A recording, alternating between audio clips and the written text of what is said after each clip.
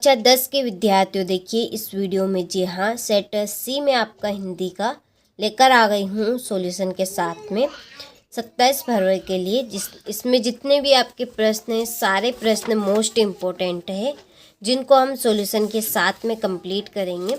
एक एक प्रश्न का मैं आपको सॉल्यूशन दूंगी। तो चलिए वीडियो को हम शुरू करते हैं और इन प्रश्नों के द्वारा आप काफ़ी अच्छे नंबर कवर कर सकते हैं, अच्छे नंबर ला सकते हैं। तो चलिए शुरू करते हैं और बढ़ते हैं प्रश्न की ओर। तो देखिए पहला प्रश्न है, दंतुरिक मुस्कान किस कवि की रचना है? तो इसका आंसर है नागार्जुन की। दूसरा है, दोहा छंद के द्वितीय और चतुर्थ चरण में मात्राएं होती है। इसका आंसर है 11-11 और प्रथम और तृतीय चरण में 13-13 मात्राएं होती है। तीसरा है, शहर के मुख्य चौराहे पर नेताजी सुभाष चंद्र बोस की प्रतिमा लगवा दी गई। तो इसका आंसर है प्रशासनिक अधिकारों के द्वारा। चौथा है, दूध का दूध और पानी का क्या अर्थ है? इसका आंसर है सही न्याय। पांचवा है, बालक तारकेश्वर नाथ को उसके पिता टीका लगाते थे। तो इसका आंसर है भभूत का। ठीक है, चलिए बढ़ते हैं आगे प्रश्न की ओर। देखिए छठा है, साना साना हाथ जोड़ी रचना है। तो ये है आपकी मधु कंकरिया की। ठीक है, चलिए क्वेश्चन नंबर 2 में है, रिक्त स्थानों की पूर्ति कीजिए। तो देखिए पहला है, संगतकार के कवि खालिस्तान है। इसका आंसर है मंगलेश डबराल। दूसरा है, महाकाव्य खालिस्तान के भेद हैं। तो इसका आंसर है प्रबंध काव्य। तीसरा है, नाटक सम्राट खालिस्तान कहलाते हैं, जयशंकर प्रसाद। चौथा है, पाप पुण्य में खालिस्तान समास है। इसका आंसर है द्वंद्व। पांचवा है, समास खालिस्तान प्रकार के होते हैं। तो इसका आंसर है 6। छठा है, 10वें रस का स्थायी भाव खालिस्तान है। तो इसका आंसर है वत्सल या वात्सल्यता भी आप लिख सकते हैं। तो ये आपके रिक्त स्थान हो चुके हैं, स्क्रीनशॉट ले अच्छे से कंप्लीट करें। इसके बाद में सही जोड़ी बनाइए। पहली जोड़ी है अज्ञे, अज्ञे की जोड़ी रहेगी प्रयोगवाद। दूसरी, बात को बड़ा चढ़ाकर कहना, इसकी जोड़ी है अतिशयोक्ति अलंकार। तीसरी, महाभोज की मनु भंडारी। चौथी, अधिक बोलने वाला वाचाल। पांचवा है हिरोशिमा कविता, इसकी जोड़ी है रेलगाड़ी में लिखी गई। उत्साह की जोड़ी है सूर्यकांत त्रिपाठी निराला। ठीक है, चलिए तो यहाँ से स्क्रीनशॉट ले आप अच्छे से और कंप्लीट करें। क्वेश्चन नंबर 4 में एक वाक्य में उत्तर दीजिए। पहला है, कवि नागार्जुन का मूल नाम क्या है? तो इसका आंसर वेदमान मिश्र। दूसरा है, रस के अंग होते हैं। तो रस के अंग होते हैं 4। कौन कौन से? अनुभाव, विभाव, संचारी भाव और स्थायी भाव। तीसरा है, गद्य की 3 गुण विधाएं लिखिए। तो इसका आंसर है संस्मरण, रिपोर्टाज और डायरी। चौथा है, क्रिया की विशेषताओं का बोध कराने वाले शब्द क्या कहलाते हैं? तो इसका आंसर है क्रिया विशेषण। और पांचवा, ड्राइवर कम गाइड का क्या नाम था? इसका आंसर है जितेन नार्गे। छठा है, दंतुरिक मुस्कान किसमें जान डाल देती? तो इसका आंसर है मृतकों में। ठीक है, चलिए इसके बाद में है सत्य सत्य लिखिए। पहला है, फसल हजारों खेतों की मिट्टी का गुणधर्म है। तो ये आपका सत्य है। दूसरा है, श्रृंगार करुण और शांत, रस में प्रातः ओज गुण है। तो ये आपका सत्य। इन तीनों में आपका माधुर्य गुण है। तीसरा है, वैदिक काल में शहनाई का उल्लेख नहीं मिलता है। तो ये आपका सत्य है। ठीक है, यहाँ पे आपको सत्य लिखना है। चौथा है, जो जीता ना जा सके उसे अजय कहते हैं, सत्य। पांचवा है, बाबूजी कुश्ती में हमसे हार जाते हैं, सत्य। छठा है, सूरदास वल्लभाचार्य जी के शिष्य थे। तो ये भी आपका सत्य है। ठीक है, तो ये हमने वस्तुनिष्ठ प्रश्न पूरे सॉल्यूशन के साथ कंप्लीट कर लिए हैं। अब हम क्वेश्चन नंबर 6 से लगाकर, ठीक है, 6 से लगाकर 23 तक, ठीक है, जितने भी हमारे 23 तक प्रश्न हैं इन सारों का सॉल्यूशन देखेंगे। तो चलिए देखते हैं क्वेश्चन नंबर 6। तो ये देखिए, ये रही आपकी नई कविता की विशेषता। ठीक है, पहली विशेषता, लघु मानवात कम है। तो दूसरे प्रयोगों की नवीनता, तीसरे बिंबों की खोज, चौथा है क्षणवाद को महत्व, पांचवा है अनुभूतियों का वास्तविक चित्रण। ठीक है, चलिए तो स्क्रीनशॉट आप ले लीजिए यहाँ से। इसके बाद में है दो प्रयोगवादी, ठीक है, दो प्रयोगवादी कवियों के नाम तथा उनकी एक एक रचनाओं के नाम लिखें। तो देखिए, एक तरफ कवियों के नाम हो गए और एक तरफ उनकी रचनाएं हो गई। ठीक है, चलिए तो यहाँ से स्क्रीनशॉट आप ले लीजिए। हो गया। चलिए, यह है मंगलेश डबराल का जीवन परिचय। चलिए, हो गया। ये उनकी रचनाएं, काव्यगत विशेषताओं में भाव पक्ष और ये कला पक्ष, साहित्य में स्थान। ठीक है, ले लिए स्क्रीनशॉट। चलिए आगे बढ़े।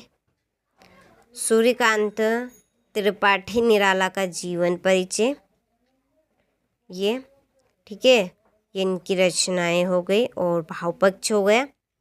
यहाँ से दोनों का स्क्रीनशॉट ले ले एक ही में। चलिए, ये भाव पक्ष हो गया इनका और कला पक्ष, कला पक्ष और साहित्य में स्थान। चलिए, यह है 8वां प्रश्न। यहाँ से स्क्रीनशॉट, तो आप सारे ही प्रश्नों के आंसर का स्क्रीनशॉट लेते चलिए।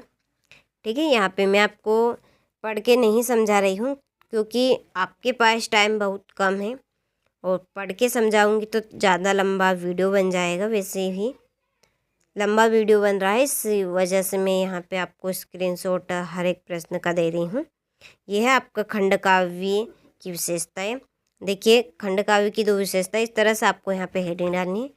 इसमें जीवन की किसी एक घटना का चित्रण होता है। ठीक है, और इसमें पात्रों की संख्या कैसी होती है, कम होती है। ठीक है, चलिए इसके बाद में अतिशयोक्ति अलंकार की परिभाषा उदाहरण सहित देना है। तो ये रही।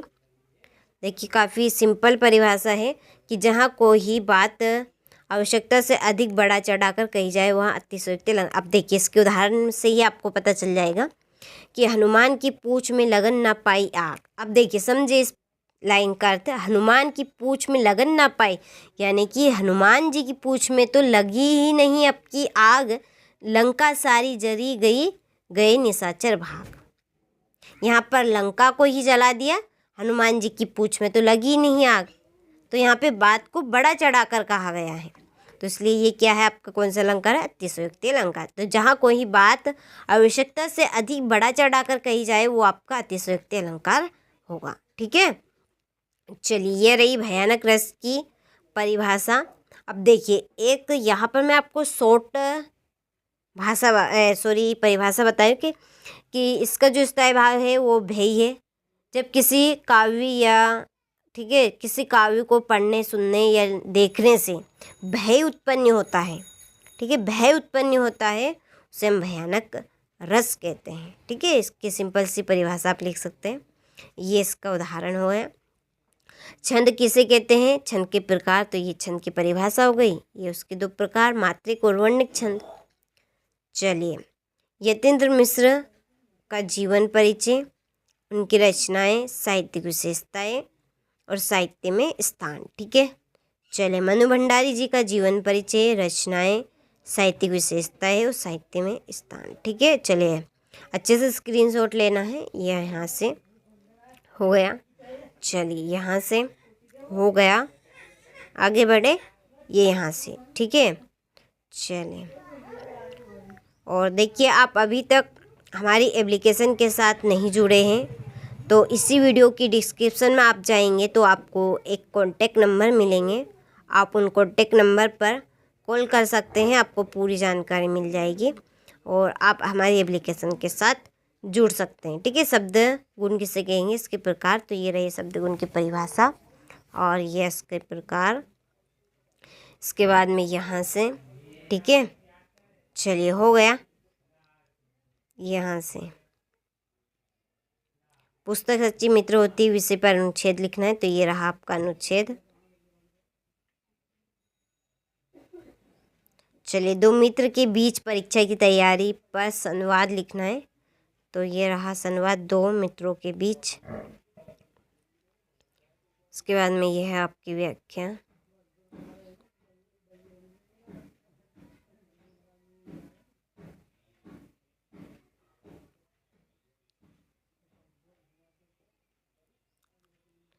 तो सारे ही प्रश्नों का आप अच्छे से स्क्रीनशॉट लेते चलें और एप्लीकेशन में ऐड होने के लिए आप कॉन्टेक्ट नंबर पे कॉल करें जल्दी से, ठीक है। यह आपका पठित गद्यांश है, ठीक है। ये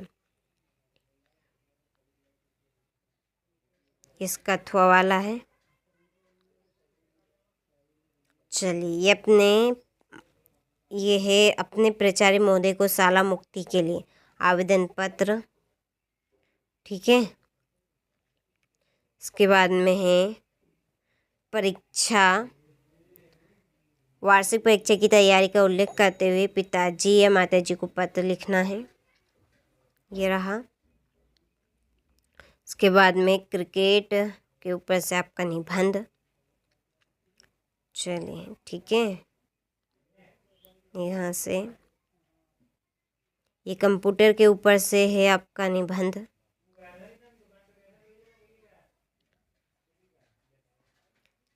ये है पर्यावरण के ऊपर से निबंध,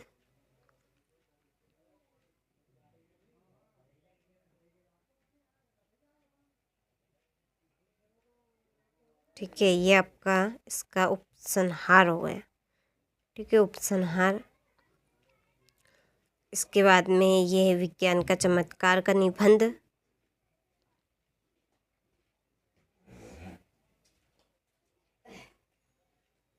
ये उपसंहार। इसके बाद में छात्र जीवन में अनुशासन यानी विद्यार्थी जीवन और अनुशासन में का निबंध, ठीक है। चलिए हो गया। तो सारे ही प्रश्नों का अच्छे से स्क्रीनशॉट आपने ले लिया होगा, अच्छे से आपको कंप्लीट करके जाना है।